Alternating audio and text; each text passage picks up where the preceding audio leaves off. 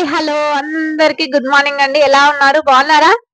కాఫీలు టీలు టిఫిన్లు అన్నీ అయిపోయాయా? ఓకే అండి. ప్లీజ్, చాలా మంచి ఇన్ఫర్మేషన్ ఇందులో. ఏంటంటే మనం ప్రతి ఒక్కరికి సమాధానం చెప్పాల్సిన అవసరం లేదు.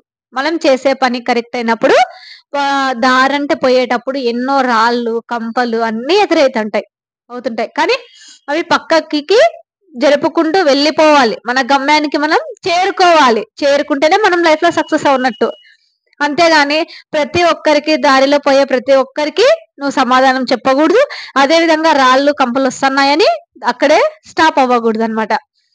అదే విధంగా అదే మనం అన్నాం కదా, ప్రతి ఒక్కరికి సమాధానం చెప్పాల్సిన అవసరం లేదని.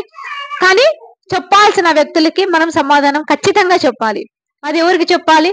కన్న తల్లిదండ్రులకి, ఒకవేళ మ్యారేజ్ అయిన వాళ్ళకైతే భర్తకి లేదా భార్యకి, అత్త మామయ్యకి కంపల్సరీ. వీళ్ళు లైఫ్ లో very very very very very important ఈ 5 మెంబర్స్. ఎందుకంటే మనకి జన్మనిచ్చిన తల్లిదండ్రులు కాబట్టి వాళ్ళకి నువ్వు సమాధానం చెప్పాల్సిందే.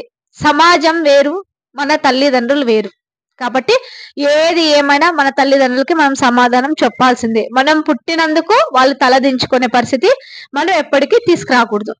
అదే విధంగా మీకు ప్రతి ఒక్కరికి సమాధానం చెప్పకూడదు అన్నా కదా, అందులో ఒక చిన్న స్టోరీ చెప్తాను నేను.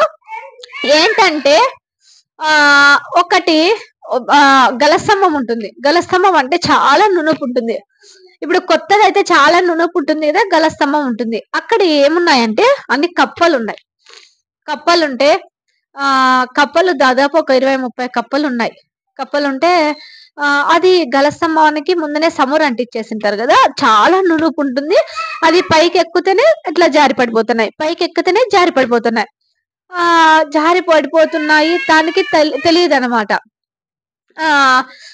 కానీ కింద ఉన్న కప్పులు ఏమంటున్నాయంటే, మీరు యాడెక్కుతారు, ఎక్కలేపురు.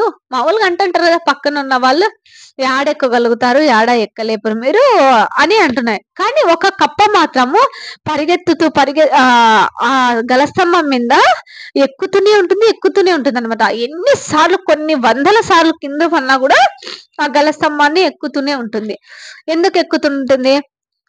కానీ తన చేరాల్సిన గమ్యానికి ఆ కప్ప చేరుతుంది. కానీ మిగతా కప్పలు ఏం చేరవు. దాంట్లో ట్విస్ట్ ఏందో తెలుసా? ఆ కప్పకి చెవులు వినిపించవు. అంటే మనం ఏం మాట్లాడినా దానికి చెవులు వినిపించవు. అదేమనుకుంటుంది, వాళ్ళు ఏదో మాట్లాడుకుంటున్నారులే అనేసి అది ఎక్కుతూనే ఉంటుంది. కానీ తను చేరాల్సిన గమ్యానికి తను చేరుతుంది. అప్పుడు కింద ఉన్న వాళ్ళంతా ఆశ్చర్యపోతారు. మేము అనుకోలేదే, వీళ్ళు ఇలా ఉంటారని ఎక్స్పెక్ట్ చేయలేదే, ఈ కప్ప ఎక్కుతుందని నేను ఎక్స్పెక్ట్ చేయలేదే అని మిగతా కప్పలన్నీ అనుకుంటా ఉంటాయి అనమాట. అందుకే మనం ఎవరికి సమాధానం చెప్పాల్సిన అవసరం, సమాజానికి సమాధానం చెప్పాల్సిన అవసరం లేదు.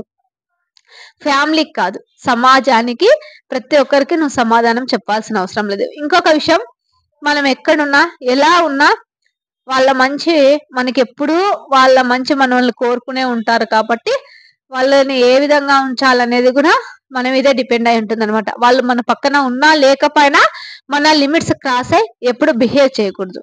ఓకేనా? మీకు ఈ వీడియో నచ్చినట్లయితే ప్లీజ్ లైక్ చేసి సబ్స్క్రైబ్ చేయండి. Okay, bye.